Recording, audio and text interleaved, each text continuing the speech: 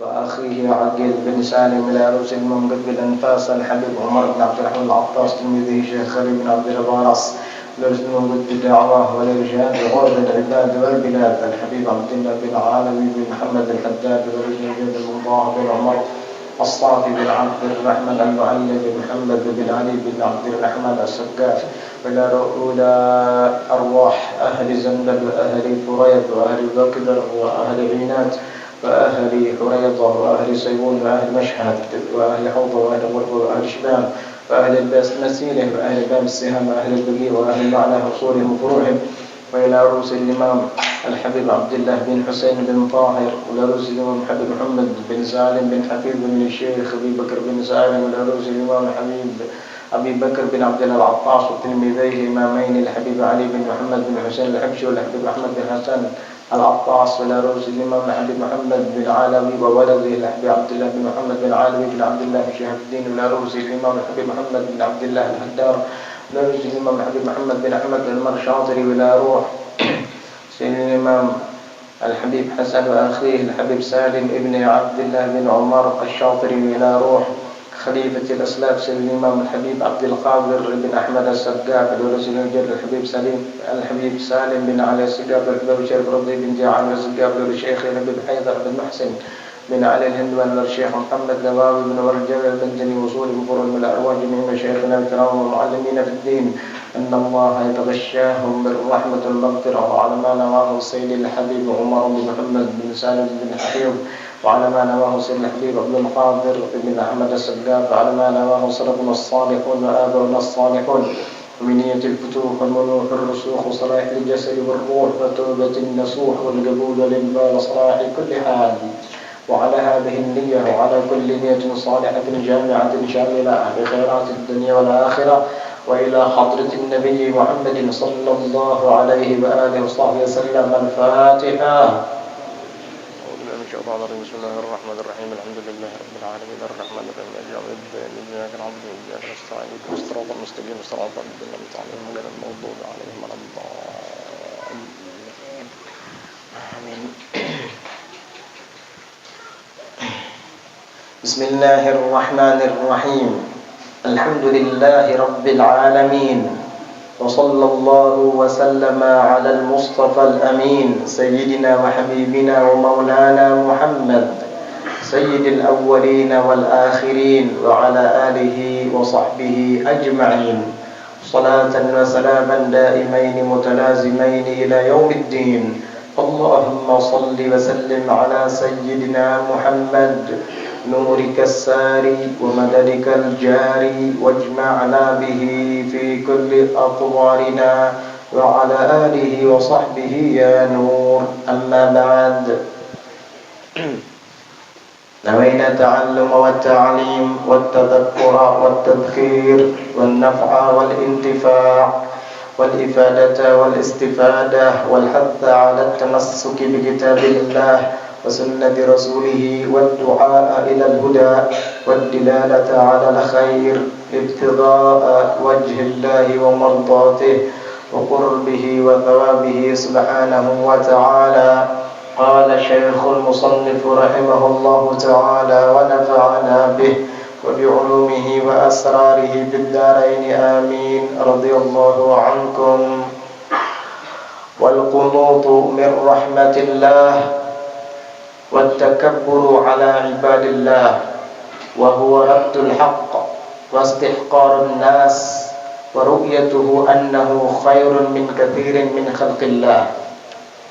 Dan termasuk daripada kemaksiatan hati adalah al-qunut, putus asa, min rahmatillah, daripada rahmat Allah subhanahu wa ta'ala.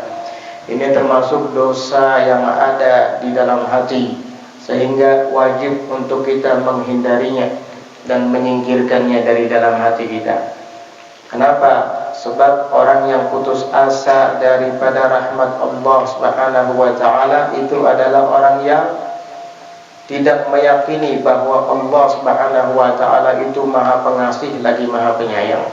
Sedangkan kita orang mukmin wajib untuk meyakini bahwa Allah itu maha rahman, Allah itu Maha Rahim, sehingga ia membuka ayat Al-Quran dengan suratul Fatihah yang dimulai dengan Bismillahirrahmanirrahim, dengan menyebut nama Allah yang Maha Pengasih lagi Maha Penyayang.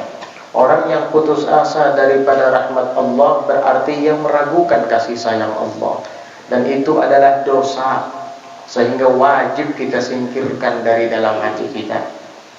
Di antara ciri-ciri orang yang putus asa daripada rahmat Allah Subhanahu wa taala adalah di saat ia melakukan dosa, sebesar apapun dosanya, lalu kemudian ia merasa bahwa Allah tidak akan mengampuni dosanya. Nah, ini tidak boleh. Saya ini banyak sekali melakukan dosa dan kesalahan, hampir semua maksiat saya lakukan. Lalu kemudian karena merasa seperti itu, dia bertanggapan, maka tidak mungkin rasanya Allah mengampuni dosa saya. Ini tidak boleh. Kamu ketika mengucapkan kalimat itu, kamu secara otomatis telah menuduh bahwa Allah Ta'ala itu tidak Maha Pengampun, bukan Maha Pengasih, dan bukan Maha Penyayang. Itu tidak boleh. Atau di antara ciri orang yang putus asa dari rahmat Allah, dia akan mengatakan, orang seperti saya ini tidak mungkin masuk surga, pasti orang seperti saya ini masuk neraka. Akhirnya dengan putus asanya dari rahmat Allah Ta'ala tersebut, ia pun terus melakukan dosa-dosa sejadi-jadinya. Nah, ini dari sini kita dapat mengetahui bahwa ternyata itu adalah maksiat hati, dan itu berasal dari syaitan. Karena apabila dia sudah putus asa dari rahmat Allah, maka dia akan memakai peribahasa, kalau sudah basah mending basah sekalian. Begitu. Ini maksud syaitan dibalik al-qunut, berputus asa dari rahmat Allah Ta'ala. Sudah terlanjur basah, ya sudahlah, basah-basah saja. Ini peribahasa orang yang putus asa dari rahmat Allah.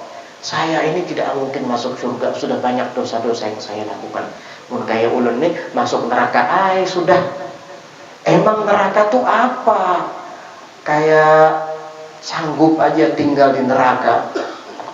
Orang seperti saya ini ya sudah masuk neraka. Enak banget kamu bilang seperti itu. Jangankan masuk neraka, musim panas aja listrik mati, ya kipas angin gak bisa dipakai, AC apalagi, itu panasnya naudzubillah, itu gak ada apa-apanya dibandingkan dengan panasnya api neraka. Naudzubillah min dzalik.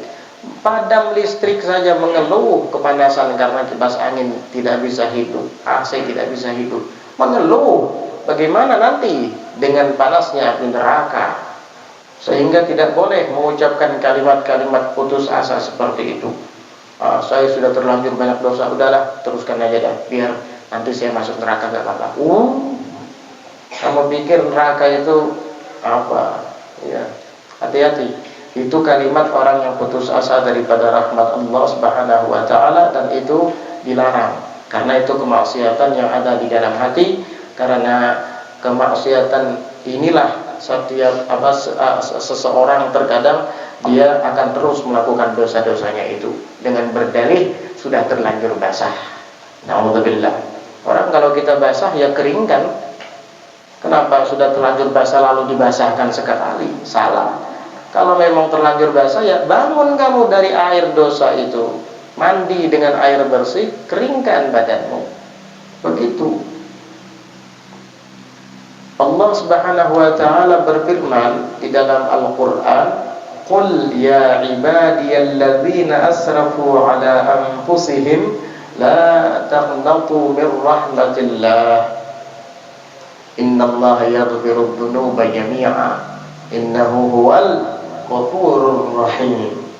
Hei hamba-hambaku yang lalai dan berlebihan terhadap diri mereka, la taqnatu, janganlah kalian putus asa, mir rahmatillah, daripada rahmat Allah.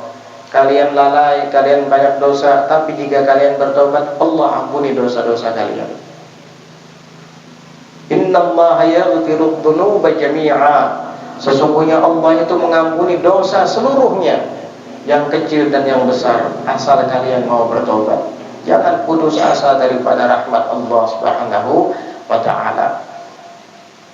Apalagi di sini kalimatnya ya ibadiyalladzina asrafu ala anfusihim. Allah mengajak bicara para pendosa. Allah mengajak bicara para pelaku maksiat. Tetapi Allah menyebut mereka ya ibadi, wahai hamba-hambaku. Kendati pun dosa yang dia lakukan sudah banyak, tapi Allah masih mengakuinya hamba. Wahai hambaku. Betapa lembutnya ajakan Allah Ta'ala kepada para pendosa. Wahai hambaku. Kita banyak dosa ini masih diakui hamba sama Allah. Orang tua kita belum tentu mengakui kita anak gara-gara banyak dosa. Sering orang tua itu kalau sudah menegur anaknya, tetapi anaknya tidak kunjung menurut, tetap terus melakukan kesalahan, itu sampai orang tuanya sudah bosan, ngasih nasihat, diusir sama orang tuanya. Pergi kamu, keluar dari rumah, kamu bukan anak saya lagi. Iya kan? Saya bukan orang tua kamu lagi. Hubungan aku dan kamu putus, pergi kamu. Itu dari saking marahnya. Padahal biar begitu dia ucapkan, tetap saja dia anaknya, tidak akan putus kan ikatan nasab. Tetapi karena saking marahnya, tidak halnya dengan Allah Subhanahu wa taala. Allah tetap menganggap kita sebagai hamba. Ya ibadi, hai hamba-hambaku, alladzina asrafu ala anfusihim, yaitu yang lalai, berlebihan terhadap diri-diri mereka. La taqnatu, jangan kalian berputus asa min rahmatillah, daripada rahmat Allah Ta'ala. Innallaha yaghfiru dzunuba jami'a. Sesungguhnya Allah mengampuni dosa seluruhnya, dosa-dosa yang besar ataupun yang kecil. Innahu huwal ghafurur rahim. Dialah Allah Maha Pengasih lagi Maha Pengampun. Maha Pengampun lagi Maha Penyayang.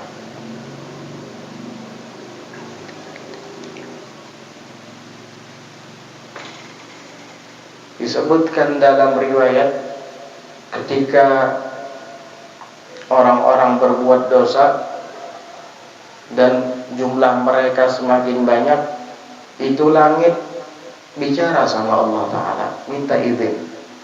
Kata langit kepada Allah, ya Allah, izinkan saya untuk runtuh ke atas mereka yang melakukan dosa di bawah saya. Saya sudah muak melihat perbuatan mereka. Mendengar langit mengucapkan kalimat itu, bumi juga ikut bicara, ya Allah, saya juga sudah bosan melihat orang-orang melakukan kemaksiatan di atas perut saya. Izinkan hamba menelan mereka. Mendengar langit dan bumi mengucapkan kalimat murka, maka lautan juga ikut bicara, ya Allah, kata lautan, izinkan hamba menenggelamkan para manusia yang kerap kali melakukan dosa-dosa itu.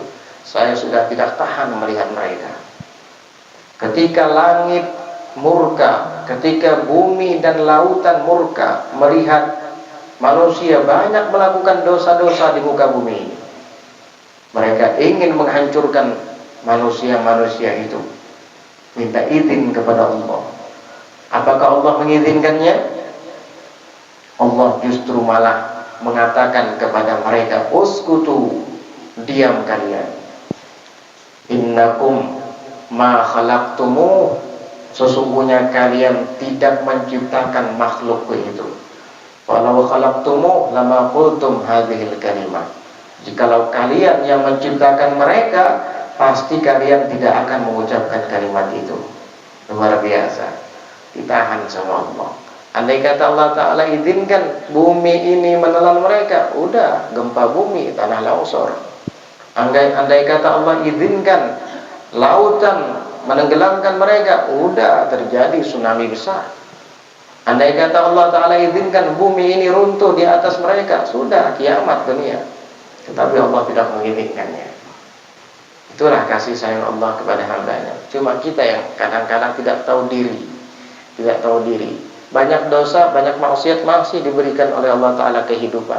Masih diizinkan oleh Allah Ta'ala menyantap makanan dan merebut minuman. Karena apa itu? Karena kasih sayangnya Allah. Cuma kita yang tidak pernah tahu diri. Maka dari itu kita sangat perlu untuk diingatkan agar kita selalu sadar bahwa Allah Ta'ala itu Maha Pengasih, Maha Penyayang. Sehingga kita akan merasa malu berbuat dosa. Watakabburu ala ibadillah, dan sombong terhadap hamba-hamba Allah. Apa sih sombong terhadap hamba-hamba Allah? Ini termasuk maksiat hati. Wa huwa raddul haqq. Sombong itu menolak kebenaran. Jika ada orang menasihati kita dan nasihatnya itu benar, lalu kita tolak, sombong berarti kita. Walaupun kebenaran itu datangnya dari orang yang di bawah kita, baik itu usianya di bawah kita ataupun derajatnya yang di bawah kita, tetapi nasihatnya benar, hak, ikuti. Imam Malik bin Anas, ketika beliau masuk masjid setelah waktu asar, beliau itu masuk masjid. Menurut Imam Malik, madhab Malik, sholat sunat setelah asar itu hukumnya haram, nggak boleh, mutlak nggak boleh. Kalau dalam madhab Syafi'i, sholat sunat setelah asar ditafsil. Kalau sebabnya mutaqaddim atau muqarin boleh, tapi kalau sebabnya mutaakhir baru dilarang. Itu sudah kita pelajari dulu waktu belajar kitab Safinatun Najah. Kalau dalam madhab Malik nggak boleh mutlak. Ketika Imam Malik masuk masjid, kemudian beliau langsung duduk karena memang waktunya setelah asar. Tiba-tiba ada anak kecil bicara,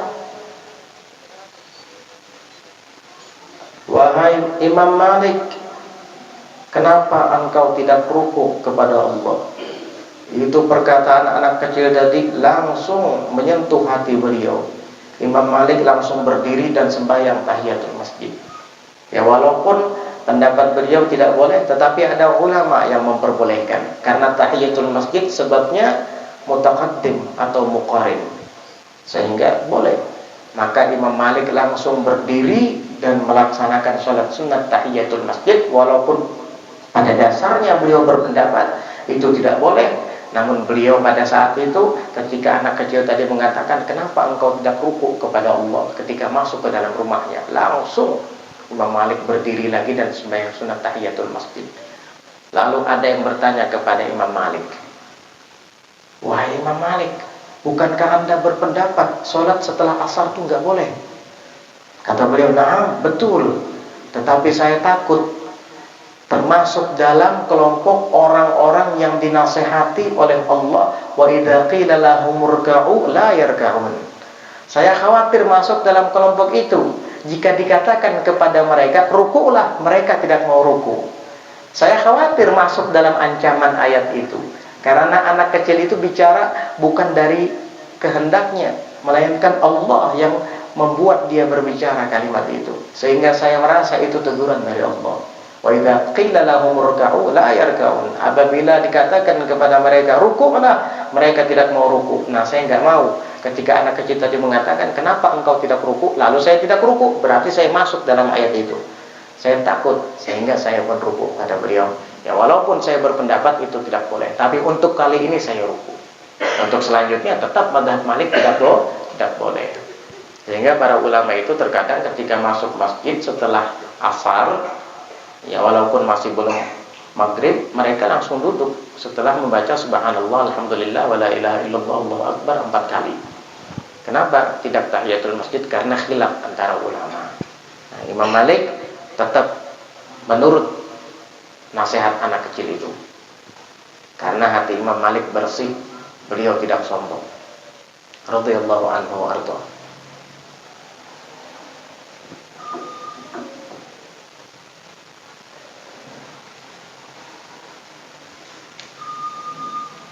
Wastihqarun nas, dan sombong itu artinya juga adalah meremehkan manusia, merendahkan orang lain, itu juga sombong.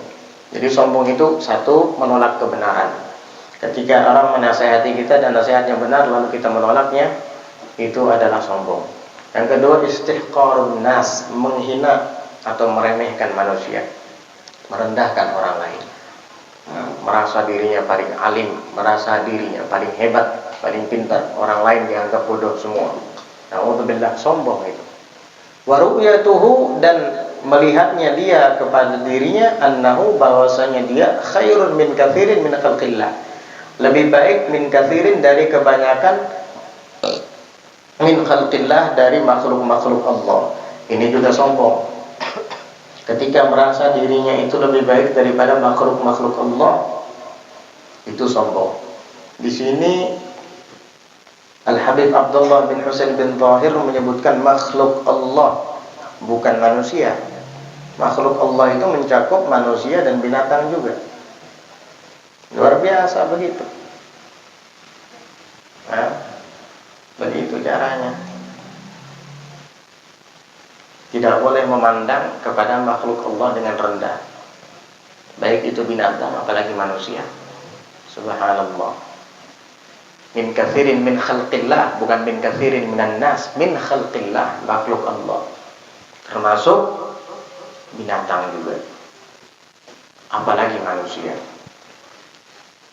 Tidak boleh kita merasa diri kita lebih baik dari yang lain. Oleh karena perasaan itulah iblis tidak mau sujud kepada Nabi Adam. Ana khairun minhu, saya lebih baik darinya, mana mungkin saya mau sujud kepada dia. Ana khairun minhu, itulah iblis. Nah, kalau kita melihat diri kita lebih baik dari orang lain, ya berarti kita sama kayak iblis. Sombong itu. Makanya Allah Ta'ala mengatakan iblis itu aba wastakbar, dia tidak mau sujud dan sombong. Fakana minal kafirin, akhirnya termasuk dari kelompok orang-orang yang ingkar. Gara-gara kesombongannya itu, merasa dirinya lebih baik daripada Nabi Allah Adam, terusirlah daripada surga. Orang yang di dalam surga aja gara-gara punya rasa sombong di hatinya diusir, apalagi yang di luar surga ini. Lalu merasa diri lebih baik daripada yang lain. Sayyidil Habib Umar bin Hafid mengatakan, man ra'a li nafsihi qadran fala qadralah. Barang siapa yang melihat bahwa di dalam dirinya itu ada kemuliaan, maka orang itu tidak punya kemuliaan pada hakikatnya. Hati-hati. Bahaya ini. Mudah-mudahan Allah lindungi dan Allah jagakan kita. Makanya Uwais Al-Qarni ketika beliau mencari sisa-sisa makanan untuk dikonsumsi, ternyata ada seekor anjing yang juga mengais-ngais tempat sampah untuk mencari makanan, sambil menggonggong-gonggong di depan Uwais Al-Qarni. Kata Uwais Al-Qarni, wahai anjing, tidak usah kamu menggonggong seperti itu. Silahkan kamu makan bahagian yang terdekat dengan kamu, dan saya juga akan mencari makanan yang layak yang ada di dekat saya. Aku tidak mengatakan bahwa engkau lebih mulia dari saya, wahai anjing, dan tidak pula engkau, wahai anjing, lebih mulia daripada saya. Kita sama. Kemuliaan itu nanti diukur setelah hari kiamat, kata Uwais Al-Qarni. Apabila saya berhasil melewati jembatan Shirathul Mustaqim, baru aku bisa mengatakan bahwa diriku lebih mulia darimu, wahai anjing. Untuk saat ini saya masih belum bisa mengatakan bahwa saya lebih mulia dari kamu, sebab saya masih belum tahu apakah saya berhasil melewati jembatan Shirathul Mustaqim yang terbentang di atas permukaan neraka jahanam itu. Nanti kalau saya sudah berhasil melewatinya, baru saya bisa mengatakan bahwa saya lebih mulia dari kamu. Tapi jika ternyata aku gagal melintasi jembatan tersebut, maka engkau, wahai anjing, jauh lebih mulia daripada saya. Kenapa? Karena saya akan dihisab dan diazab, sedangkan engkau dijadikan turab, tanah. Kunu turaba. Hebat. Uwais Al-Qarni. Pantas beliau dikenal di langit walaupun majhul di bumi. Kita itu tidak perlu terkenal di bumi ini. Ya, nggak apa-apa, yang penting dikenal di langit. Itu yang kita harapkan. Nggak apa-apa nggak terkenal di bumi, tetapi terkenal di langit. Jibril kenal sama kita, Nabi Allah Adam kenal sama kita, Nabi Allah Yahya dan Nabi Allah Isa kenal sama kita, Nabi Allah Yusuf kenal sama kita, Nabi Allah Idris kenal sama kita, Nabi Allah Harun kenal sama kita, Nabi Allah Musa kenal sama kita, Nabi Allah Ibrahim kenal sama kita. Mereka para nabi itu penghuni langit ke-1, ke-2 sampai ke-7. Kan sering kita dengar dalam peristiwa Al-Isra Mi'raj. Itu penduduk langit kenal semua sama Uwais Al-Qarni. Walaupun orang-orang tidak ada yang kenal sama beliau. Kewalian diukur bukan dengan terkenal dan tersohornya. Ini kalau banyak pengikut terkenal wali, enak banget kayak gitu. Berarti Uwais Al-Qarni bukan wali. Gak ada yang kenal, gak ada yang ikut selain kambing-kambingnya. Kan dia menggembala kambing kerjaannya. Salah, kamu salah menilai kemuliaan dengan dunia. Kenapa? Karena kasratul atba, banyak pengikut itu adalah bahagian dari dunia. Sama sekali nggak ada hubungannya dengan akhirat. Mengandalkan banyak pengikut. Makanya Imam Ghazali di dalam kitab Bidayatul Hidayah di muqaddimahnya itu beliau mewanti-wanti, hati-hati kamu menuntut ilmu karena ingin banyak merekrut massa. Hati-hati, kata Imam Ghazali. Kalau Imam Ghazali mewaspadakan itu kepada kita, berarti banyaknya pengikut itu bukan sesuatu yang hebat di sisi Allah, bukan. Ya. Jamaah majelis saya, alhamdulillah, di sana itu 10.000 ada. Kalau yang sebelah sana itu sudah hampir jutaan. Memang kenapa? Bangga kamu dengan kasratul atba. Dunia itu kayak kampanye aja, nyari suara banyak-banyak. Ya. Yang penting kita dakwah ikhlas karena Allah, menyampaikan ilmu, mau terkenal, mau tidak, mau ada yang ikut, mau tidak, nomor 2, yang penting ini perintah Allah, selesai. Orang kita bukan ingin mencari banyak-banyak pengikut, kita nyari ridha Allah, kita nyari pahala, kita ingin membahagiakan Rasulullah sallallahu alaihi wasallam. Setiap kali banyak pengikut wali, setiap kali banyak yang mengenalnya wali, misalnya ya, itu pola pikir yang tidak sesuai dengan agama. Karena kemuliaan seseorang itu dalam berdakwah kepada Allah diukur dengan jerih payahnya, pengorbanannya. Semakin banyak jerih payah dan pengorbanan, maka semakin besar kedudukannya di sisi Allah. Bukan semakin banyak pengikutnya. Makanya Nabi Nuh itu sedikit pengikutnya. Wa ma amana ma'ahu illa qalil. Allah langsung yang bilang qalil, kata Allah. Tahu nggak? Tidak ada yang ikut iman bersama Nuh illa galil, kecuali sedikit. Qalil, galil, kata orang Hadramut. Sedikit pengikut Nabi Nuh. Nabi Yunus, oh, mi'atu alfin au yazidun. Pengikutnya di Quran disebutkan mi'atu alfin au yazidun, 100.000 lebih. Nabi Nuh ada yang mengatakan cuma 80, 40 laki-laki, 40 perempuan. Nabi Yunus mi'atu alfin au yazidun, lebih dari 100.000 pengikutnya.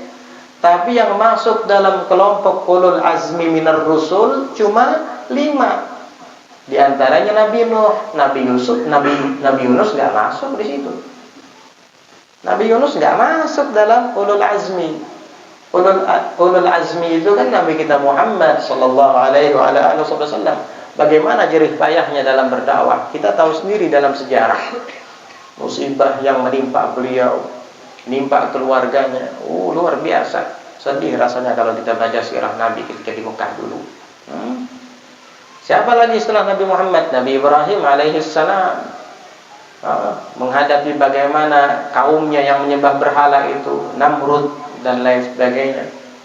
Siapa lagi setelah Nabi Ibrahim? Nabi Allah Musa alaihissalam, bagaimana dikepung dan dikejar-kejar Fir'aun dan komplotannya hingga lari dari Mesir sampai ke negeri Madian, sampai ke bumi Madian beliau di daerah Yordan sana.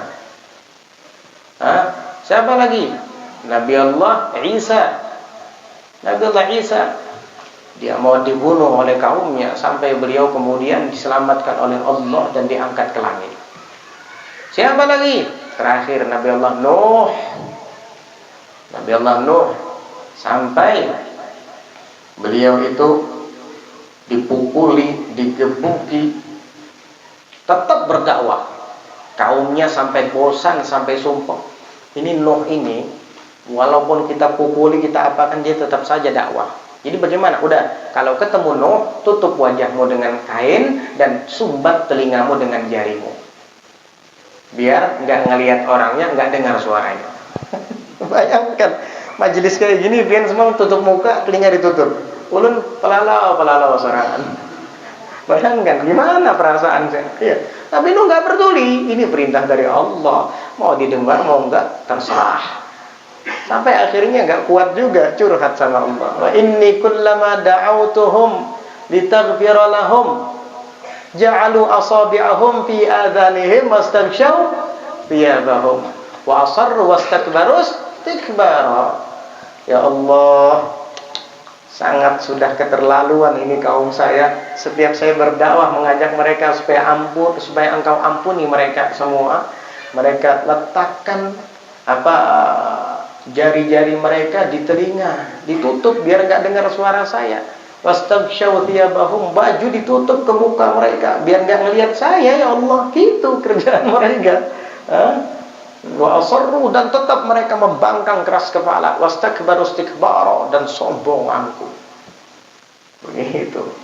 Tapi mereka ulul azmi. Nabi Yunus setelah keluar dari perut ikan paus, beliau berdakwah langsung merekrut massa sampai 100.000 lebih. Berarti kadar kemuliaan di sisi Allah bukan dengan banyaknya pengikut, tetapi dengan pengorbanannya, perjuangannya. Allah.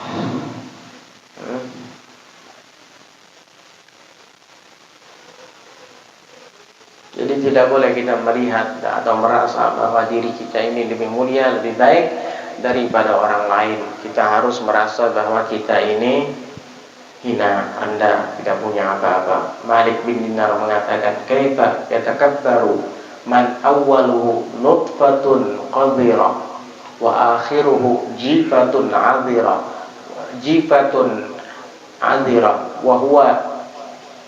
wa akhiruhu jifatun qadhira wa huwa yahmilu bainahuma al-'adhira.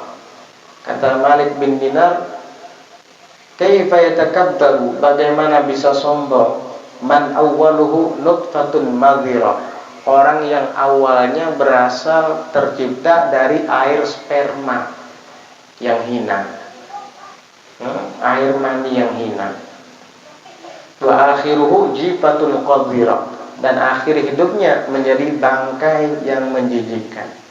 Wa huwa bainahuma yahmilul 'adhira, sedangkan ia di antara kehidupan dan kematiannya membawa kotoran dalam perutnya, lalu mau sombong.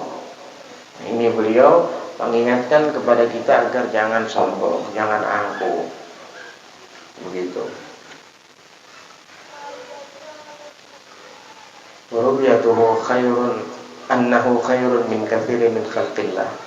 Al-Habib Abu Bakar Al-Adani bin Abdullah Al-Aidrus radhiyallahu anhuma pernah ketika beliau akan berdakwah, kata Habib Abdullah Al-Aidrus, kalau kamu mau berdakwah silahkan, tetapi kamu harus mendakwahi orang yang lebih rendah dari kamu.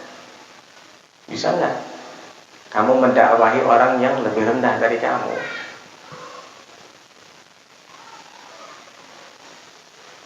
Kalau nanti kamu sudah temukan ada orang yang rendah, lebih rendah dari kamu, maka kamu baru berdakwah. Sekarang kamu cari dulu siapa orang yang lebih rendah dari kamu, baru kamu dakwah. Itu Habib Abu Bakar Adani mikir. Dia mikir, siapa ya orang yang lebih rendah dari saya? Oh, mungkin orang jahil, orang awam. Dia kan gak punya ilmu. Tapi belum tentu di hadapan Allah dia lebih rendah dari saya. Siapa tahu kalau dia nanti jadi orang alim melebihi saya keilmuannya, ya berarti dia belum tentu rendah di bawah saya. Bingung dia. Dia mikir lagi, siapa ya yang lebih rendah dari saya? Pokoknya kalau manusia nggak mungkin, belum tentu, kita tidak tahu siapa yang lebih mulia. Akhirnya dia lihat binatang, dia lihat anjing, kurapan lagi, korengan lagi anjing. Katanya, apa ini ya yang lebih rendah dari saya? Dia mikir lagi, kalau anjing ini mati, dia akan jadi tanah. Tapi kalau saya meninggal dunia dan banyak dosa, saya akan diadab. Berarti belum tentu saya lebih mulia dari anjing ini. Akhirnya bingung dia, siapa ya yang lebih rendah dari saya? Sepertinya nggak ada. Yang hina itu ya saya ini. Akhirnya dia datang kepada abahnya. Wahai abah, saya sudah temukan orang yang hina. Siapa? Ya saya sendiri. Silahkan kamu berdakwah, kata beliau. Nah, kalau sudah merasa diri lebih rendah dari yang lain, baru silahkan berdakwah. Jadi orang yang berdakwah mengajar itu bukan berarti dia merasa lebih baik daripada yang diajari. Dia harus merasa dirinya itu lebih rendah daripada yang diajari, baru dia bisa untuk mengajar. Kata Habib Abdullah Al-Idrus, nah sekarang silahkan kamu mengajar. Setelah kamu merasa bahwa dirimu lebih rendah dan lebih hina daripada yang diajari. Begitu mestinya. Wal hiqdu, dan higid itu juga termasuk penyakit hati yang wajib dihindari, maksiat hati yang harus kita singkirkan dari dalam hati kita. Apa itu higid? Wa huwa idmarul adawah idza amila bimuqtadahu wa lam yakrahu. Wallahu a'lam bis-shawab. Insyaallah nanti kita lanjutkan membahas tentang makna higid atau dendam di pelajaran berikutnya. Wallahu a'lam bis-shawab. Mungkin malam Jumat depan ada peringatan Isra Mi'raj ya. Iya. Iya, malam Jumat depan. Oh iya. Berarti kita untuk pengajian libur lah. Jadi momennya diganti dengan Al-Isra wal Mi'raj. InsyaAllah kita lanjutkan setelahnya nanti pelajaran. Wallahu a'lam bis-shawab. Ada pertanyaan?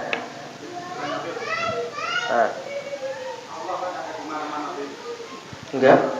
Siapa yang bilang Allah ada di mana-mana? Enggak, ada di mana-mana itu baru. Allah ada tidak bertempat, begitu. Bukan Allah ada di mana-mana, ntar ada di WC juga nanti. Masa Allah ada di WC? Allah ada tapi tidak bertempat. Jadi jangan ada kalimat Allah ada di mana-mana. Waduh. Ente melihat kotoran ayam, Allah ada di situ. Astagfirullah. Jadi salah kalimat Allah ada di mana-mana. Ini gara-gara terpengaruh lagu Di Mana-Mana Hatiku Senang. Jadi Allah ada tidak bertempat, bukan Allah ada di mana-mana. Kan Allah wa laysa lahul makan wa huwal an ala ma alaihi kan. Kan Allah ada wa laysa lahul makan, dan tidak bertempat, wa huwal an, dan sampai sekarang Allah itu ala ma alaihi kan, sama seperti sebelumnya. Ini sebelum adanya alam semesta dan tempat, Allah sudah ada. Jadi Allah ada dan tidak bertempat, bukan ada di mana-mana. Apa lagi?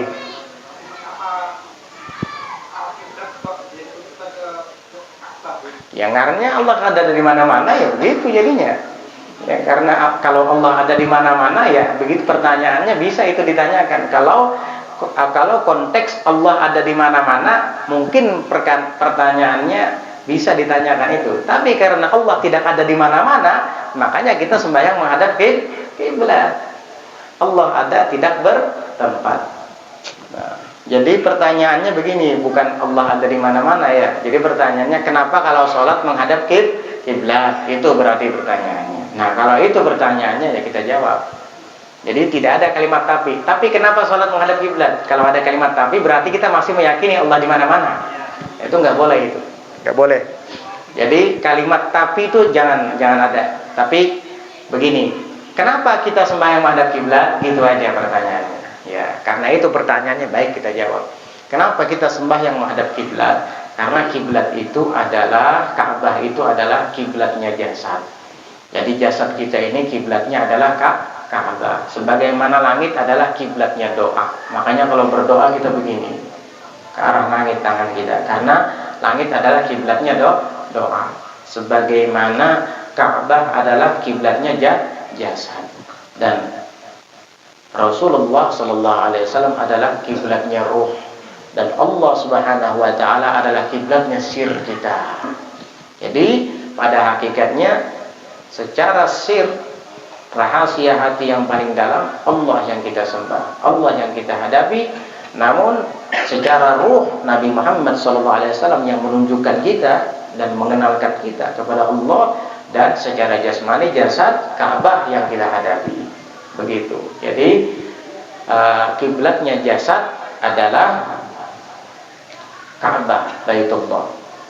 Kiblatnya ruh adalah Nabi Muhammad SAW, dan kiblatnya sir adalah Allah Subhanahu wa taala. Oleh karenanya kalau kita sembahyang menghadap ke Ka'bah karena jasad kita. Ya. Kalau yang menghadap kepada Allah taala, tidak bisa menghadap kemanapun, kita pasti terarah kepada Allah. Ya. Wa aina tuwallu fatamma wajhullah. Kemanapun engkau berpaling, maka di situ ada wajahnya Allah. Maksudnya ada zatnya Allah. Bukan berarti Allah di mana-mana. Maksudnya kemanapun kamu berpaling, ya kamu tidak luput daripada pengawasan Allah. Paham gitu ya? Gitu. Ntar virus corona nanti di mana-mana.